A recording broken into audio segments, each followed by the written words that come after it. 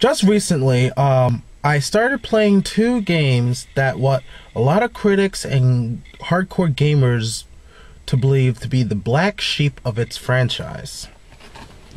Ninja Gaiden 3 and Resident Evil 6. Now, these two games were like highly anticipated, and once they got released and all the reviewers decided to critique on these two, have been mostly negative. A lot of people are saying that it is way too easy, the quick time events are annoying, and the gameplay is changed a bit and they just don't like it. You know, I'm going to go into a little bit of detail of why they didn't like these two games and give you my interpretation of these games. Well, I'm going to start with Ninja Gaiden 3. Now, when I first heard about the reviews of Ninja Gaiden 3, it wasn't good reviews. I even went as far as to play the demo, and I sort of saw what people were talking about, how the game is starting to become more easier than Ninja Gaiden 2 and Ninja Gaiden 1, and it's more like a hack and slash game than the fast-paced battle system that Ninja Gaiden 2 had. Now, keep in mind, I played the demo, and I only played the first level. And in my interpretation, yeah, the first level was very easy. The grunts were so easy, and like most people would describe as the battle system, they can just smash buttons, look away, do something else, and then all of a sudden clear the board. I get that. But then the gamer in me says, you need to play this game. You've beaten Ninja Gaiden 1 and Ninja Gaiden 2, you need to complete it. So that gamer inside me said I need to buy Ninja Gaiden 3. And of course my friend Christian, who works at GameStop, was saying you might return this the next day. So I played the first board, which I already played on the demo, and I started going up against the boss. And it turns out the boss was not easy. And I had to resort to a tactic that I used to use when I used to play Ninja Gaiden 1 and Ninja Gaiden 2. Stick and move, stick and move. Attack, evade. Evade the attacks, stick and move. Stick and move, stick and move. That's all I've done. And that was pretty much what I did in Ninja Gaiden 2. And I actually applied it to Ninja Gaiden 3. And I played through the game, and the grunts got harder and tougher and faster and more powerful. And I started having that Ninja Gaiden 2 feeling. That it was not just a hack and slash. You still have to use some strategy in order to defeat your foes, including the bosses. And then I came up with this idea that, like, what were people complaining about this game? Because it was easier than Ninja Gaiden 2? Because of the quick time events on everything you do? Or is it because that when you use your bow now, it locks on to people and enemies just like that, and then you just throw your arrow. Arrow, excuse me. And to be perfectly honest, I don't see a big problem with this game here at all. Now, I understand the quick time events are annoying. They are annoying. But at the same time, it didn't distract me from how fast-paced the game is. Like, the cinematic cutscenes were awesome. I like how they, when you do the coup de grace on each enemy, it kind of gives a close-up of what your sword is doing, or whatever weapon you have. Going through bone and stuff like that, and I was like, wow, it's very addicting. I kind of made it addicting for me, but I can tell, I understand that for some gamers it was annoying, but other than that, it was fine, you know.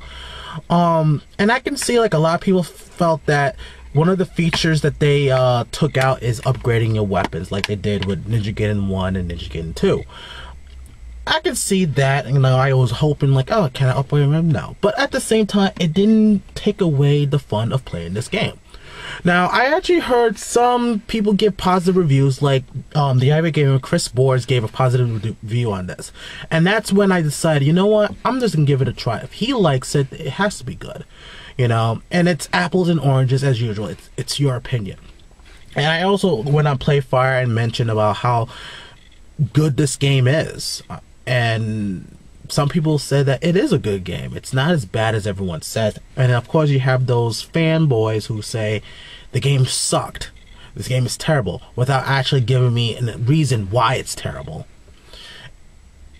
Okay, it's easy, alright? And I think maybe it's not just because the original developer of Ninja Gaiden 1 and 2 was not present. And it might play a factor, but I think it's more on the fact that, well, fans were kind of complaining about Ninja Gaiden 1 and 2, or how difficult it was.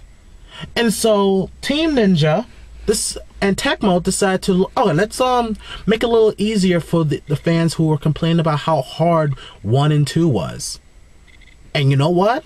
They did just that. And you have to remember, people, it's not just for the hardcore fans anymore. It's about the casual gamers. You need to have some kind of a learning curve for this for casual gamers to pick it up, play, and know what to do. Now, us hardcore fans already know what to do with this game. And many of the hardcore fans are complaining about it's too easy. But remember, there are casual gamers out there who also play video games. So they might be playing for them. Okay? And that's why maybe this is a little bit easier. But if you put it on hard, guess what? You'll get that Ninja Gaiden 2 feeling. Because I played this on hard. I beat this already on normal. Started playing this on hard, and it's difficult. Am I going to stop playing it because it's difficult? No. I'm still going to try and beat this on hard. Because I love a challenge. You know? Alright. Enough of that game. Now I'm going to talk about Resident Evil 6. Another game that was highly anticipated for its release. Alright. I first heard reviews from a friend of mine named Steve on Facebook, and he was telling me how bad this sucks. He was telling me how, you know, the control schemes are horrible. I forgot what else he was saying, but he said it was horrible. And then I went on like GameSpot.com and other places like GameRankings.com, and it got poor reviews. And I was like, of all things, Resident Evil 6 got a poor review? Now, I want to look into this and say, okay, I want to play this for myself. So I actually rented this from a Redbox. And turns out I can see why people were complaining about. I guess, like, you don't focus with your gun more as you used to. People didn't like the scheme of how you combine your herbs and stuff like that, and the health gauge and all that. People didn't like that. There were other things they didn't like. They didn't like the story. They didn't like the fact that you have to choose 4 different people in a scenario where each of them had like 5 chapters, which makes it a little bit short, but at the same time, if you play it through, it's a lot longer. But yeah, there are other reasons why people didn't like this game. And when I played it on from Redbox, I played it maybe about a day and sent it back because I honestly felt like I don't really have the time to play this game through because there's so much to do. You know, I can't do it in one sitting. Plus, I don't want to spend $2 and change a day, and I might have this for about a month and end up paying like more than what the game is worth. So, from playing it from Redbox, I said to myself, not worth $60, so I'm gonna wait till it goes down. So about 2 weeks ago, I bought the game and I actually played through it. I played through Leon's campaign. So far I'm on chapter 3, I believe, and I was hooked. I played it through it and I was hooked. I was like, this is an awesome game. You know, I like the fact that there are so many hazards there on this game. Like, car comes out of nowhere and hits you, and you don't not looking where you are, and like, wow, I never felt that way in the other Resident Evil games.